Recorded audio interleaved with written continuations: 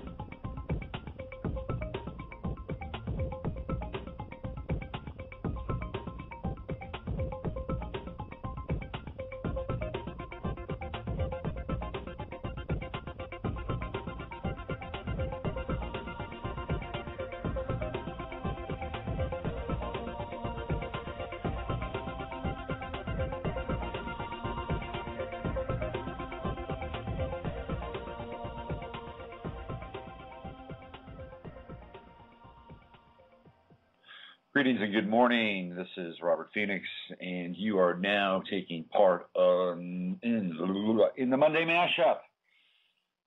It's cold here, and I'm just waking up. I had I'm not just waking up. I've been up for a couple hours, but it's the first cup of extremely dark French roast that will turn the key in the central nervous system ignition switches in the brain. It's Monday. It's the 12th of March. Yesterday marked the one-year anniversary of Fukushima, and there are many, many questions still unanswered about Fukushima. Who, how, why? We know when. Where were you when Fukushima hit? I remember where I was. I was sitting right here. I was at my house. It's back when I had cable TV, and I remember the very first signs of something pretty devastating and tragic had happened in Japan, and I was glued to CNN for the next 24 hours, just trying to figure out what was happening. One of the downsides to not having cable TV is that when a major news story breaks, I don't have the immediate access in the way that I used to. I'll share a story with you about the news cycle, and when I first really got turned on to the news cycle in a very interesting way. So the birth of CNN almost coincides with the first Gulf War, and I remember working at a restaurant in Seattle, and CNN had really just started. This was in 1989, and who was the first woman who was she was the newscaster at CNN. What was her name? It wasn't Deborah. What's her name from CBS? There was another woman. She was supposed to be CNN's version of Jessica Savage, sort of the pre-Katie Couric. Very hyped. And I remember these people coming into this restaurant. They were all from CNN, and they were sitting down. And they were talking. I didn't catch much of their conversation, but they were essentially saying that this woman was kind of a loose cannon and didn't have all her wiring, and that she was sort of on shaky ground already, even though the network hadn't started. And sure enough, that's exactly what happened. She was not for long as the anchor of CNN. I wish I could remember her name. Anyway, so that was my first taste of CNN, was dealing with their production staff and some of their other staffers. And then my first real dose of CNN took place in 1990 during the Gulf War. And when the Gulf War happened, I was glued to the TV screen like many Americans were at that time. In fact, I think I have videotapes from the Gulf War, not by me, but by my father who recorded them. Anyway, I'll never forget, there was this one scene in the early days of the Gulf War. There was a soldier who played saxophone, and apparently the CNN people thought that a saxophone-playing soldier was, a soulful saxophone-playing soldier was worthy of coverage, because he'd brought his saxophone with him to what they called, now they call it the Big Suck, but he brought the saxophone with him, and there he was, having kind of a moment of conscience about this war. It was fascinating. I saw the guy there, and he was talking about, well, really, why are we here? What is going on? Why are we killing these people? And then they had him sitting on a sand dune playing a saxophone. And it was like very wistful, very poetic. I'm like, wow, there's actually somebody over there with some conscience.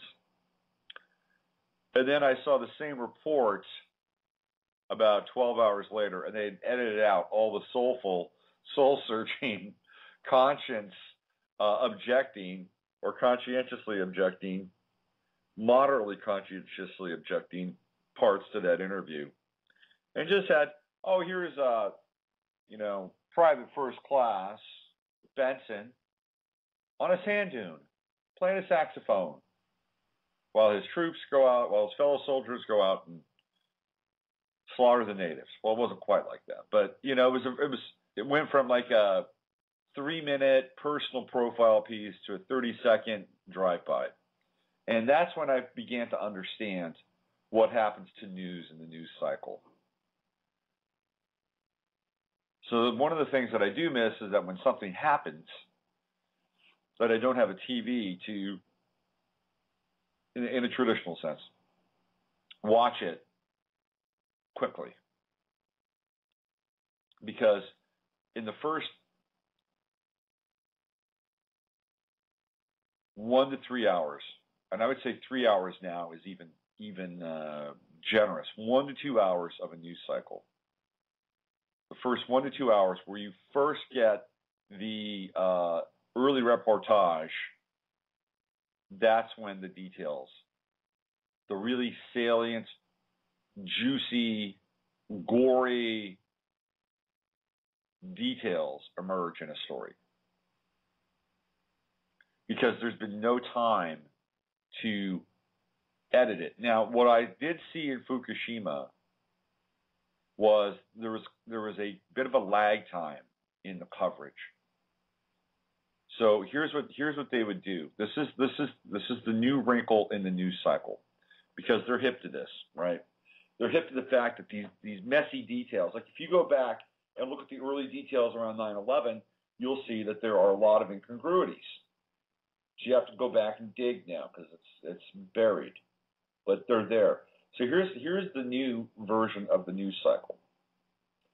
They will take the event at a cursory level, right, and give you the sort of the biggest headline details, and then what they will do is they will loop that.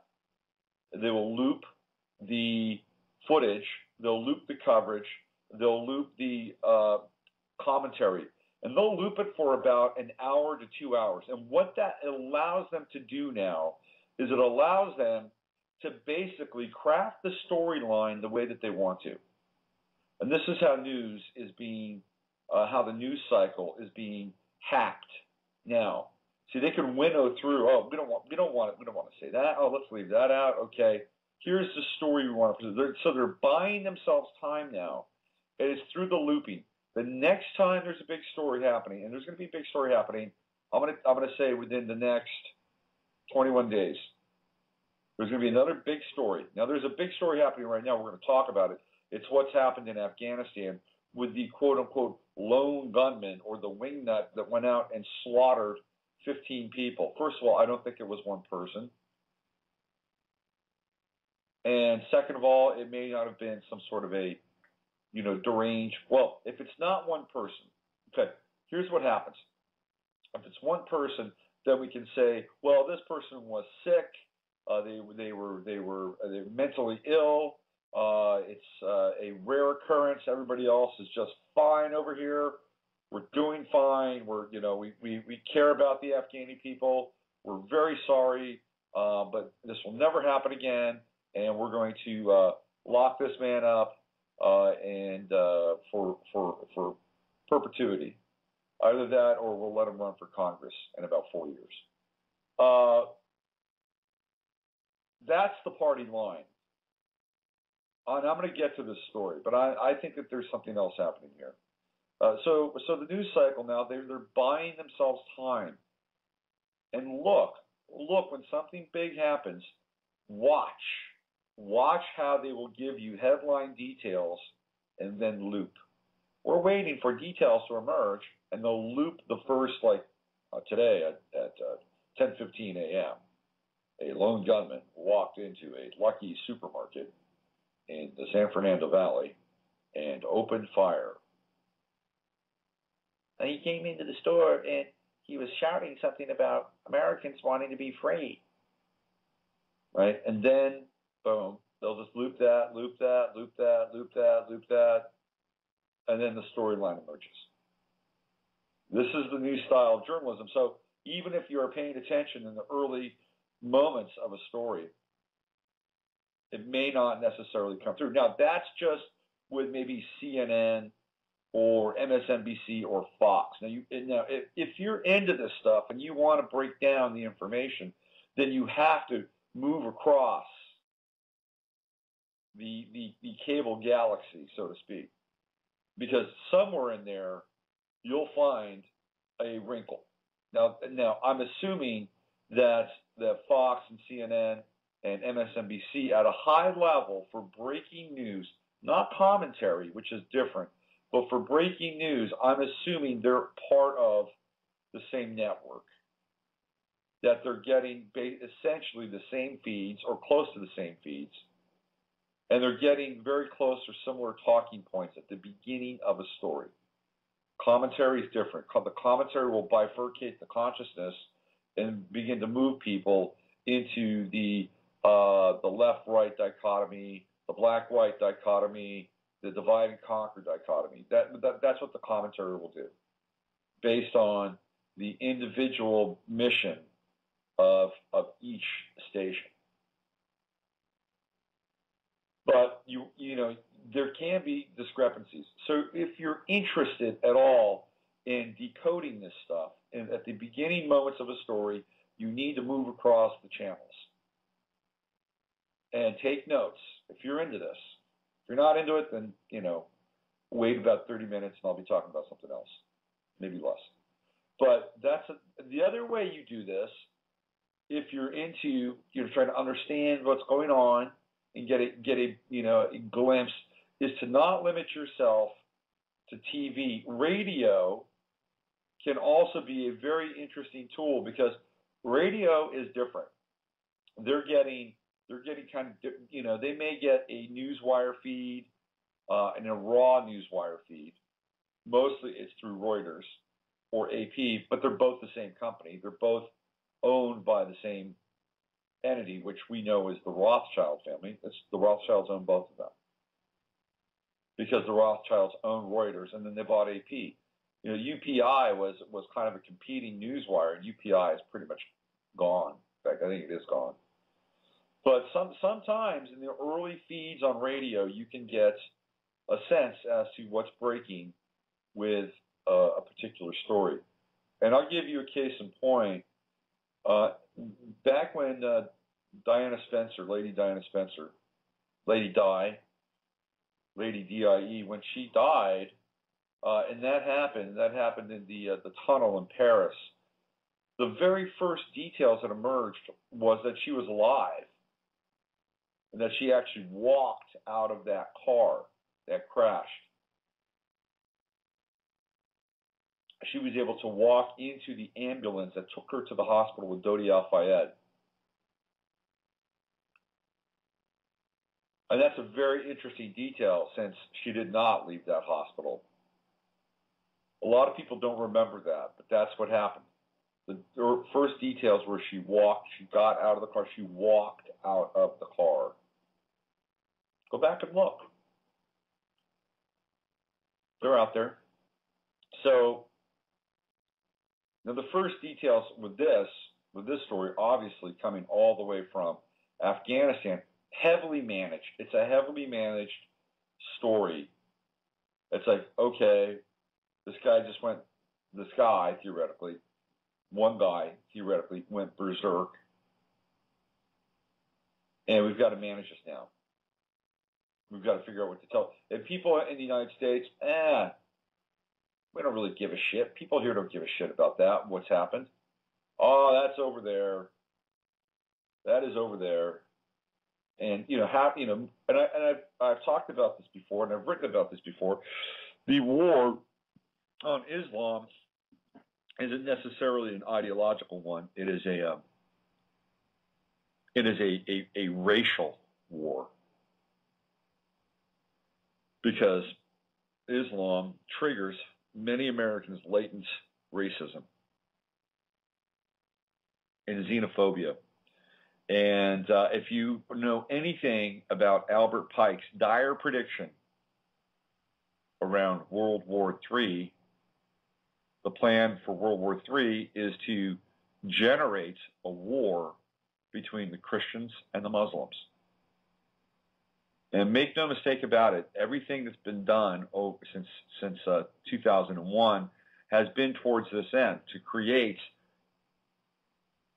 for lack of a better term, a holy war. It's really an unholy war. And look at what's happened over the course of the last 30 days. They burned a Quran on a base in Afghanistan. Now, how would an American feel about Afghanis burning a Bible? How would an Israeli feel about somebody taking the Torah and, burning that? I mean, own that for just a second and see how that would feel if you have any kind of attachment to any of these books, or at least if you can project out to somebody that does. It would send their blood pressure through the roof.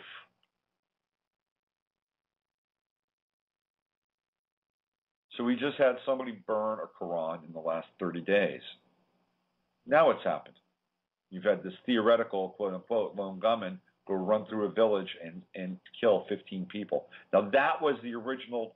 If you're going to glean anything about this story, it's the number. Because the original number that came out was 15. Now they're kind of whittling it back. Well, maybe it was 7 or 4 or 3. Or maybe he didn't really kill anybody at all. Or they didn't kill anybody. Maybe it's just a figment of, your imagination. You know what? Just forget about this. It didn't really happen. At least not to us. To them it happened, but don't worry about it. But what's happening here is that it's fomenting more open aggression towards Americans and towards the United States Army. There's this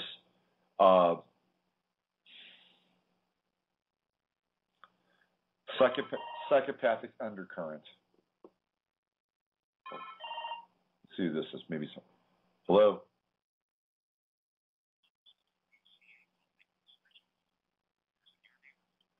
I thought it was somebody from the show calling me in. See, this is what I did.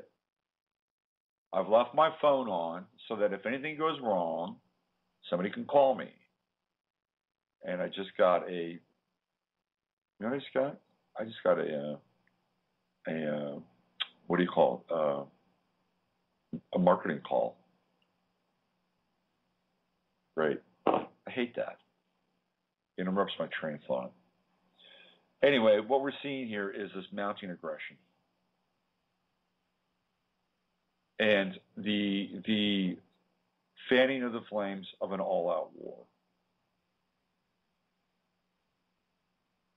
Because what would happen if all of a sudden, Pakistan turned on the U.S.? Or what would happen if, the Afghanis completely... See, theoretically, what's happening in Afghanistan is we're not fighting the government of Afghanistan. We're there to get Al-Qaeda, or we're there to get the Taliban. We're there to get the rebels. It's like, well, you can't take care of the rebels. We're going to go in and take care of the rebels. It's the same thing with Pakistan. There's these very uneasy agreements with both governments that allows the United States Army to go in and flesh out the so-called rebels, right? And really, there's a whole lot more going on there that we don't know about, trust me. A lot of it has to do with opium production. Because ever since we've been in Afghanistan before we were even in Iraq, the opium population, or the opium production, has just gone through the roof. The Taliban were not into the production of opium. They saw what opium was. It was a drug. It was not a good drug. It was not a cash crop for them. It could have been, but they didn't want that. They didn't want to profit on other people's misery. They didn't want their own people getting addicted to opium. So they shut it down. Well, now the statistics in the production of opium are through the roof. Now, is there a medical benefit for opium? Sure. You can make morphine out of it. But not just morphine. Heroin is also a very, very big byproduct, cash cow of opium. And there's other things. I mean, Afghanistan is huge, and it has got lots of rare earth metals, and who knows what else is in there. People don't understand the scope of some of these countries. Afghanistan is a very big place, and it's very mysterious. And there are, just miles and miles and miles of mountains and ranges, and, there's a lot going on there. By the way, I'm going to give you the next area where it's going to get hot. And it's not Iran, and it's not Syria. And you know what I'm going to do? I'm going to do like they do in the big leagues. I'm going to use that as a tease. Yes, I am. I'm going to use that as a tease. So if you want to find out what I think is going to be the next hot area in that part of the world, well, you're just going to have to wait until the end of this little musical break that I'm going to be sharing with you right now. And it's not going to be a long musical break, though. It's going to be, let's see. Here we go. Quarantine. Since we're on this sort of, Islamic Holy War, Albert Pike, World War III tip, let's play a little Quarantine. I'll be back in 4 minutes and 43 seconds. I'm going to jump into the chat room, say hi. When I come back, I will share with you the next area that I think is going to be the big hotspot. Here we go, Quarantine.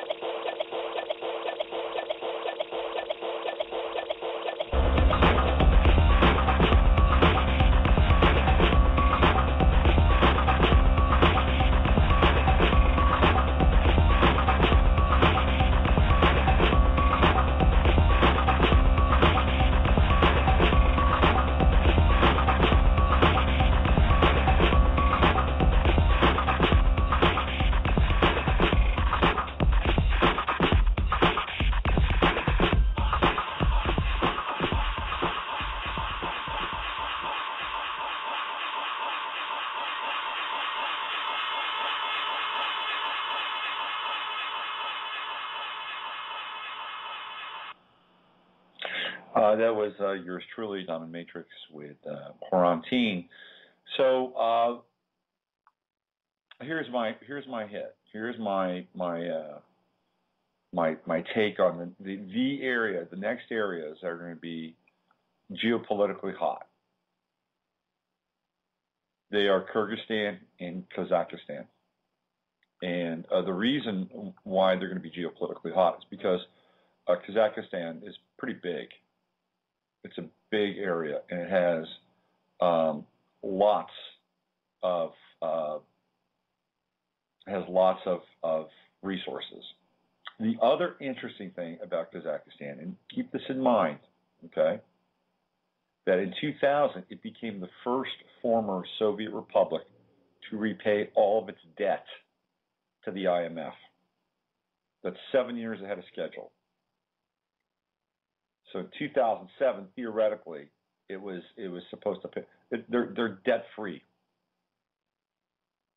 Debt free. And we know what happens to countries that are debt free. Am I right? Just look what happened to Libya. Look at what happened to look what's happened to Syria. And Kazakhstan is debt free. It's a very interesting region. And it's one of the regions that has been, it has had a antipathy towards Europe and Russia. Listen to this. Energy is the leading economic sector in Kazakhstan. Okay, so what do we have? We have a debt-free country with lots of energy. Production of crude oil, natural gas, condensate from the oil and gas basins of Kazakhstan amounted to 51.2 million tons in 2003, up 8.6% from the production in 2002. Kazakhstan holds about 4 billion tons of proven recoverable oil reserves. Let me read that back to you again. Kazakhstan holds about 4 billion tons of proven recoverable oil reserves. According to the industry analysts, expansion of oil production and the development of new oil fields will enable the country to produce as much as 3 million barrels per day by 2015. And Kazakhstan would be among the top 10 oil-producing nations in the world. Kazakhstan's oil exports in 2003 were valued at more than $7 billion. It's pretty good. So let's do the math here. They are rapidly approaching top 10 status as an oil-producing area. They have no debt. What does that mean? That means they're in the crosshairs, okay? Here we go. Here's more. Kazakhstan instituted an ambitious pension reform program in 1998. As of January 1st, 2005, the pension assets were about $4.1 billion. There are 16 saving pension funds in the country. The state accumulating pension fund, the only state-owned fund, was privatized in 2006. The country's unified financial regulatory agency oversees and regulates the pension funds. The banking system of Kazakhstan is developing rapidly, and the system's capitalization now exceeds $1 billion. The National Bank has introduced deposit insurance in its campaign. So their GDP has dropped a little bit, but let me tell you, it's ranked 72 in the world for economic competitiveness. But again, you've got a country with zero debt and rapidly approaching the top 10 in oil production. They do not belong to the Soviet Union. They do not belong to China. They are, for the most part, Islamic. And this is a very, very big area. It's a huge area. Now, it is likely protected by the Russians and maybe even the Chinese, who see Kazakhstan as a very, very important geopolitical area. But if you look at it on the map, right, it is really It is the place. It is the place where Russia is separated from China. It is right at the nape of some of the other stands, like Uzbekistan, Turkmenistan, Kyrgyzstan. And maybe some of those little stands will have to be part of the process here. It's right on the edge of the Caspian Sea. But I'm telling you, it's not Iran, it's not Syria. This is the big X on the geopolitical map, Kazakhstan, for all the things that I just mentioned. Now, what's really interesting is if you go back and you look at Borat, right? Borat, the character created by Sacha Baron Cohen, where was he supposedly from? He was from Kazakhstan, right? And how was Borat portrayed? How were the Kazakhis portrayed? Simpletons, ignorant, crude, funny, theoretically. So what do people have an idea? If you ask anybody about Kazakhstan, they may, oh, isn't that where Borat was from? Well, this is a very sophisticated country, to be honest with you. Extremely sophisticated.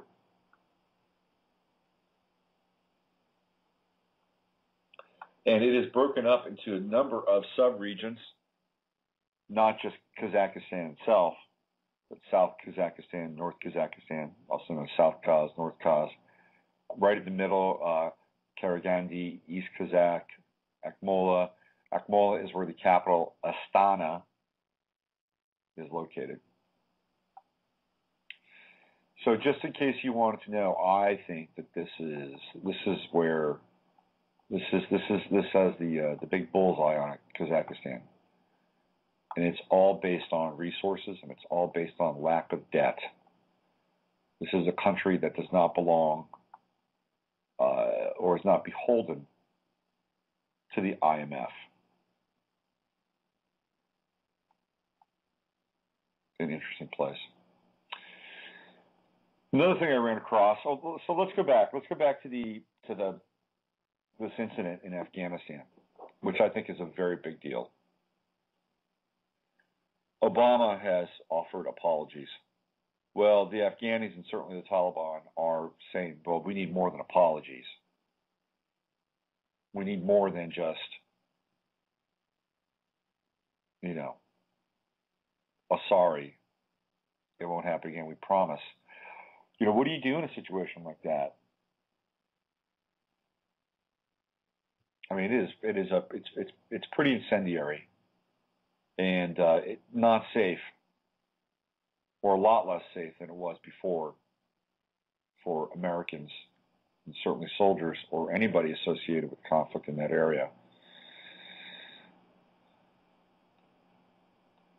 I just ran across this really interesting piece that has to do with the constellation Taurus, and I'm going to write about this shortly. Maybe one of the next posts on my website. Apparently, they have found something in the constellation Taurus which does not look natural. It looks like it's a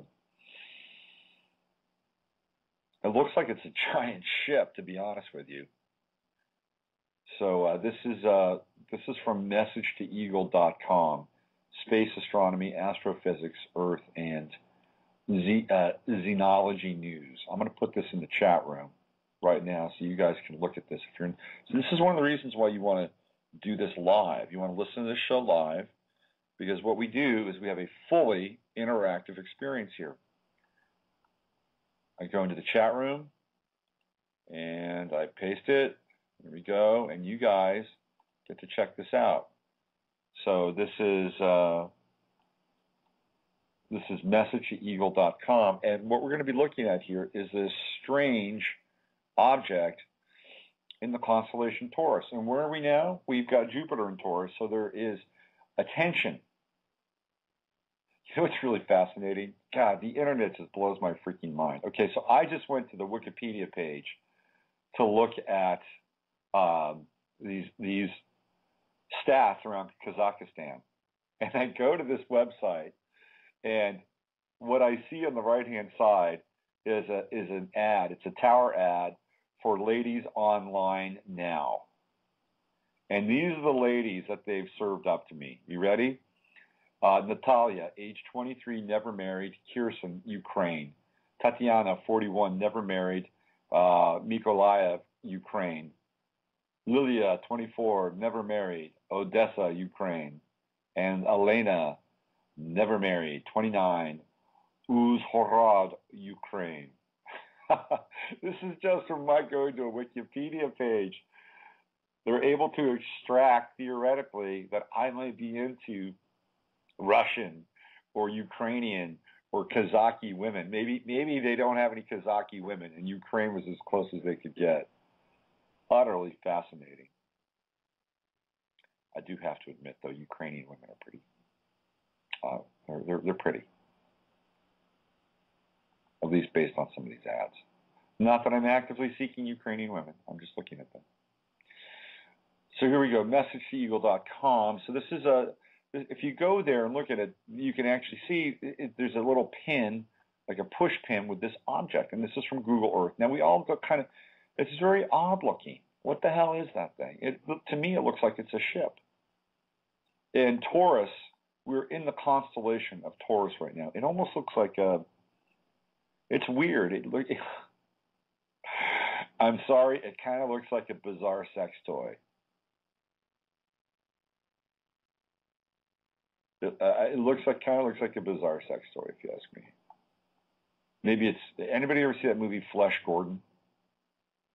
It was like this it was almost like an X kind of R-rated take on Flash Gordon. It was one of the films I saw in high school. Flesh Gordon. Very funny, actually.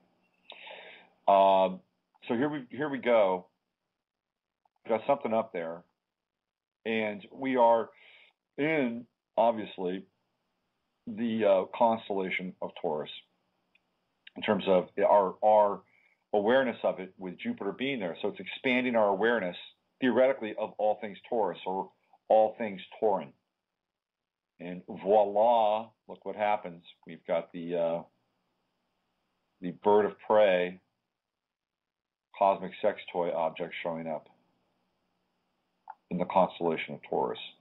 I got an email the other day from Sarson, a.k.a. Winter Dragon. I'm going to read this email because it's an interesting email.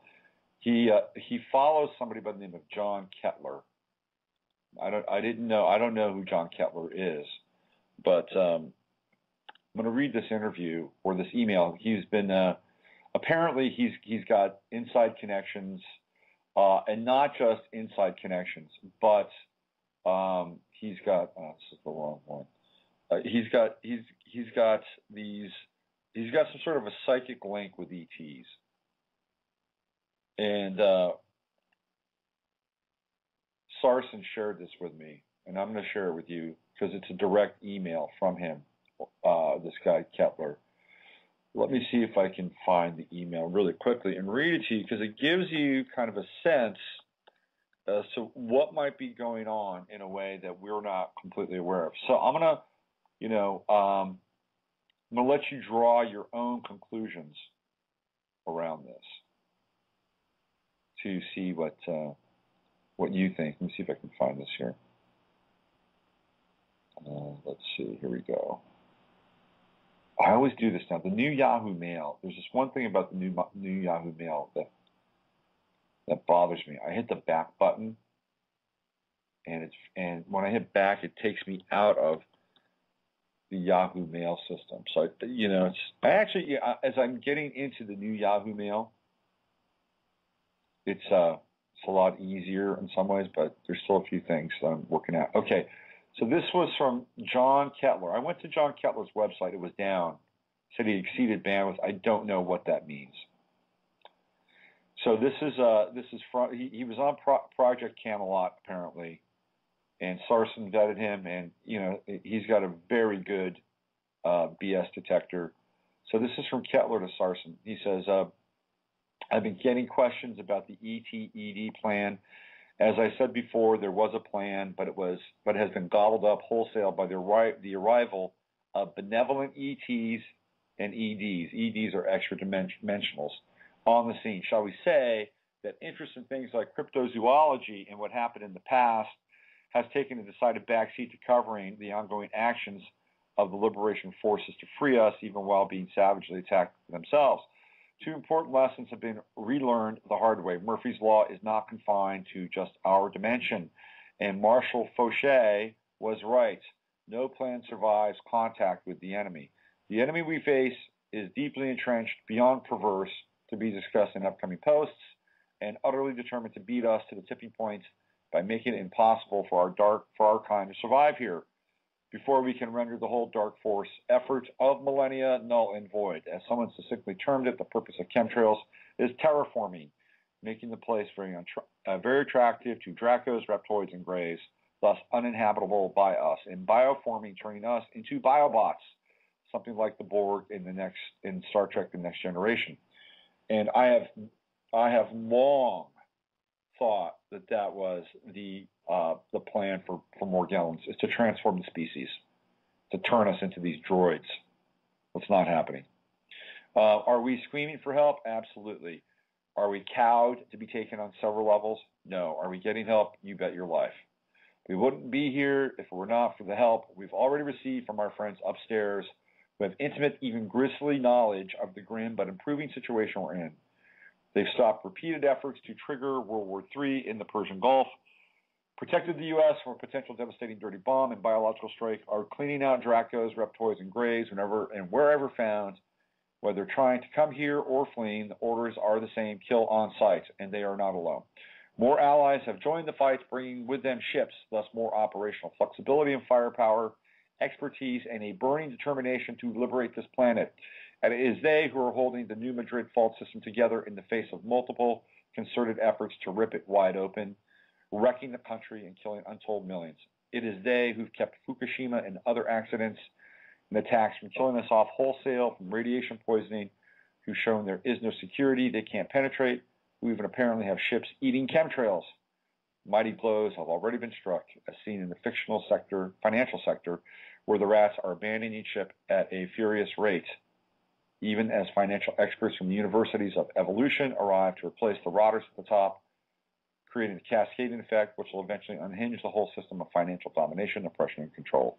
Also, cracks in control of the media are beginning to appear as well, with more to follow. These things are all to the good, but much remains to be done. The foe is utterly determined, seeking ever the tiniest opening to exploit, and will not back down. But so are we, both here on Earth and topside. The unwanted dark force presence will end, and is being destroyed. The NWO has taken some nasty hits already, with more to follow, and people are finally starting to wake up and take back their power. This is quite evident in the comments I'm seeing and in what's going on in the world at large. I know it looks like we're about to go down the tubes, but see it as a healing crisis in which the patient Earth gets worse before it gets better. Make no mistake, the opposition, for all its obvious efforts to enslave us and kill us, is running scared. The stink of desperation is in the air. It has no timeouts left, and the game's nearly over. So John Kettler is the author of the site, johnkettler.com, if you want to check that out. I went there. The site was down. He's in Port Hueneme, which is a very interesting place. It's where a base, an Army base, or actually it was a Navy base. My mother used to travel to Port Hueneme. That's where he does his website out of. So I just thought I would share that email with you, and I thought I would share this object in the constellation Taurus to give you an idea that there could be some heavy exopolitical action going on right now. Then there has to be. I mean, there absolutely has to be. Because if you do follow what's going on in the New Madrid, and by the way, I don't know if you've noticed this, but the New Madrid has sprouted some volcanoes. There's volcanic activity happening in the New Madrid area. You can do a search on it, check it out. It's happening. So it's being fracked and fracked hard. When we see what's happening with the tornadoes in that area, quakes in that area, what's happened with BP in that area, I mean, it's taking a beating. And yet, it's still remaining intact. Something is happening. Something is keeping that area from going off the rails.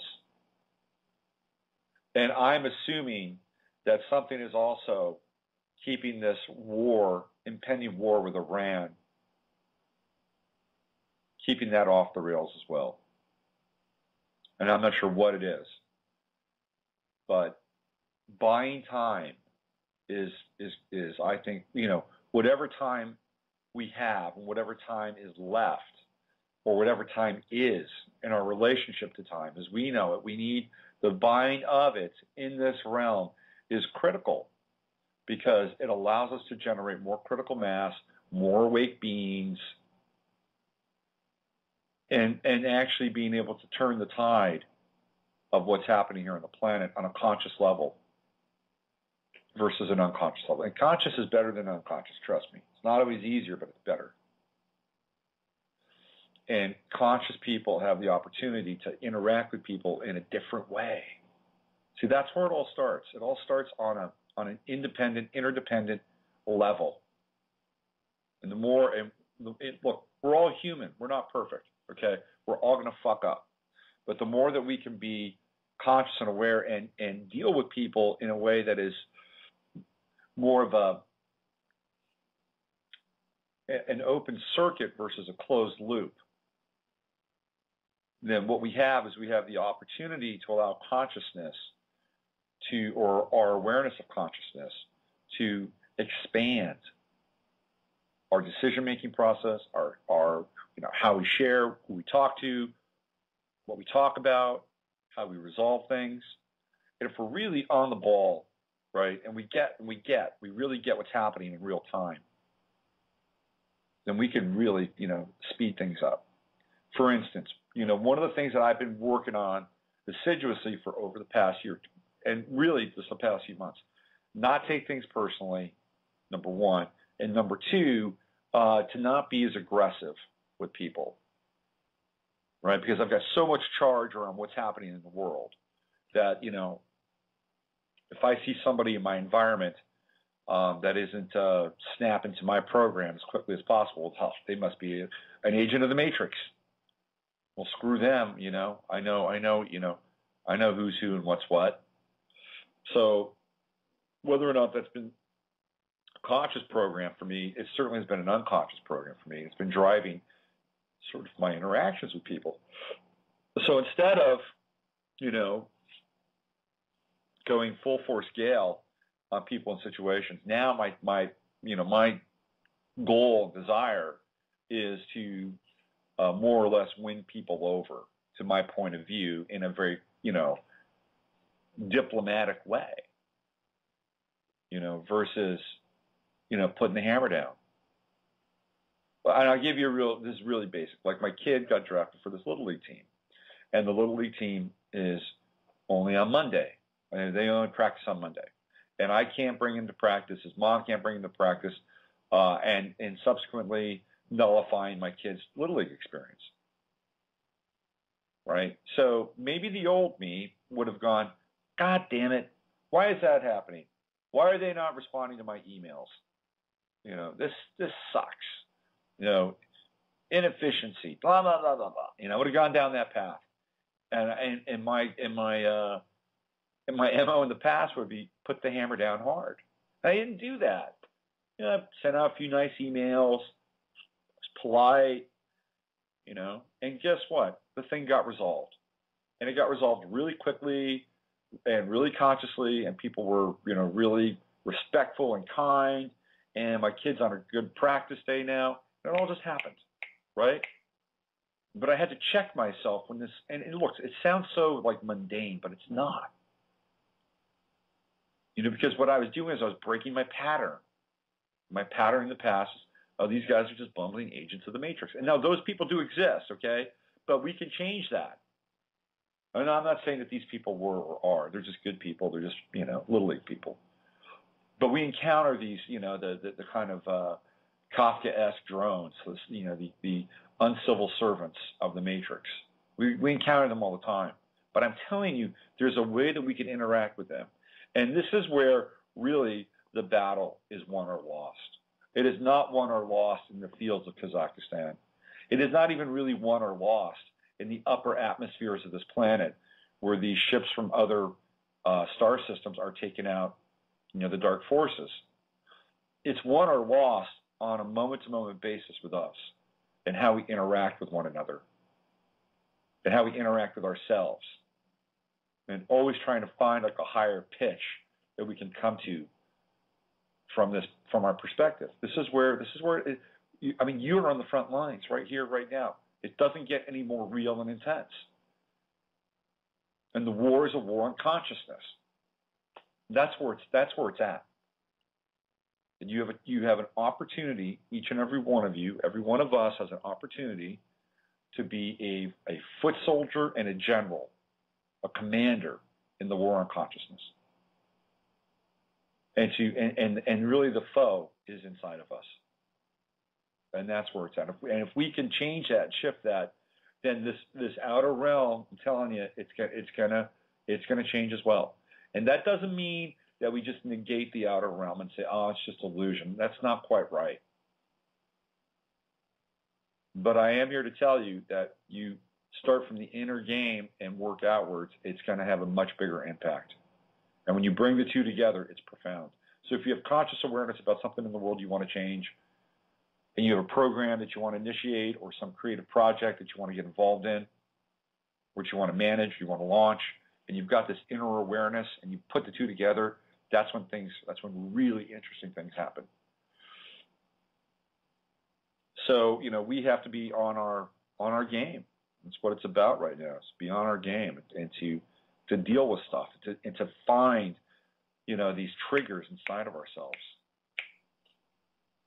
and to stare them down and to untangle them and to unlock them. When we do that, then nothing can hold power over us. Nothing can sway us negatively. Try as they may. Okay. I think that's probably a pretty organic place to end today's show. So keep your eyes on the constellation Taurus. I'm going to write about this. This should be an interesting little piece here. The tension mounting language, perhaps it is dissipated. By the way, this whole Coney thing, invisible children, bizarre.